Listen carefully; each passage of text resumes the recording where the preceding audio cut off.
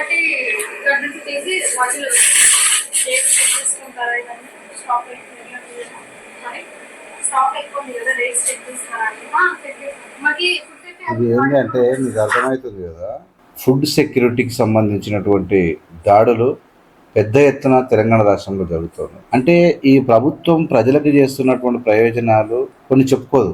అనేక ఇలా డ్రగ్స్ పైన కానీ, లేదంటే ఫుడ్కు సంబంధించినటువంటి ఇంగ్రీడియంట్స్ పైన మిరపపొడి కానీ, పసుపు కానీ, అల్లం కానీ, వెల్లుల్లి కానీ, లేదంటే అనేక రకాలైన దినుసుల్లో లవంగాలు కానీ, యాలకులు కానీ కల్తీ చేసి, నూనెలు కానీ పెద్ద ఎత్తున ఒక కంపు కొడుతూ ప్రజల ఆరోగ్యాన్ని సర్వనాశనం చేస్తున్న దుర్మార్గుల మీద ఉక్కుపాదం మోపుతున్నటువంటి తెలంగాణ ప్రభుత్వం ప్రజలకు చేస్తున్నటువంటి అద్భుతమైనటువంటి మేలు ఈ దాడులు అనేక ఓటర్ల మీద.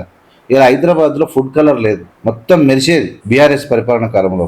అనేక రకాలైనటువంటి ప్రజల యొక్క ఆరోగ్యం కోసం ఈ దాడులను ప్రజలు పెద్ద ఎత్తున స్వాగతిస్తూ ఉన్నారు.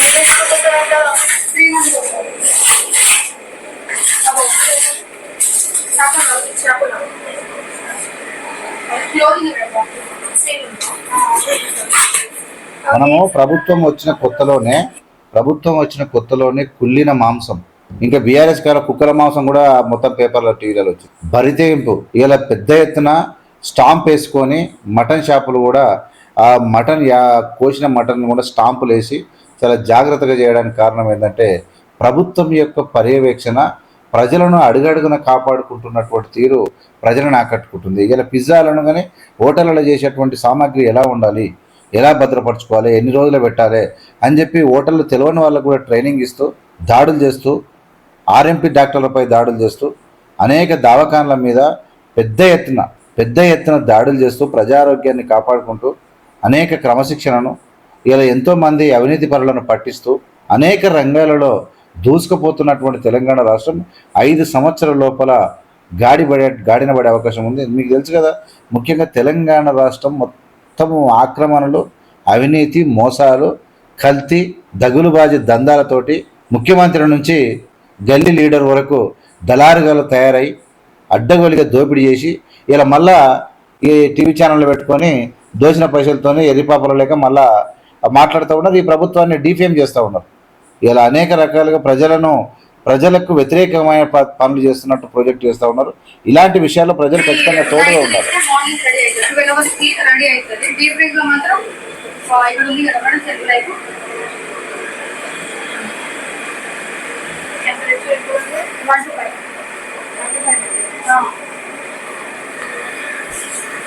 అంటే ఎంత చాకచక్యంగా చేస్తూ ఉన్నారు మీరు చూడండి.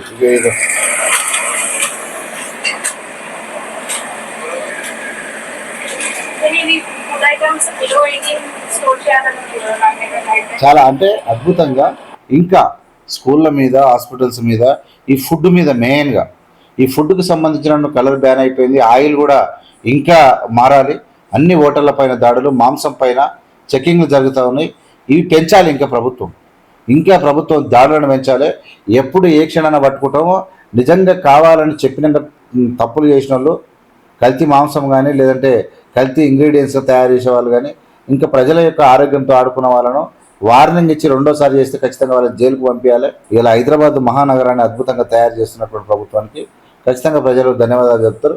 ఇలా కొంతమంది హైడ్రాతోనో ఇంకోదానో కొంతమంది ఇబ్బంది పడుతున్నటువంటి మాట వాస్తవం. కానీ భవిష్యత్తులో వాళ్ళ త్యాగాలు ఉంటాయి, వాళ్ళకి తగిన ప్రతిఫలం ఉంటుంది, రాష్ట్ర అభివృద్ధి ఉంటుంది అని అందరూ కోరుకోవాలి. ఖచ్చితంగా ఈ యొక్క దాడుల విషయంలో ప్రజల యొక్క ఆరోగ్యాన్ని కాపాడుతున్నటువంటి ఈ ప్రభుత్వం తీరును ప్రజలు మెచ్చుకుంటూ ఉన్నారు. చూస్తూనే ఉన్నాడు ఏవిఎం మీడియా. లైక్ చేసి, షేర్ చేసి, సబ్స్క్రైబ్ చేసి ప్రజలకు పంపాల్సిందిగా విజ్ఞప్తి. Thank you so much.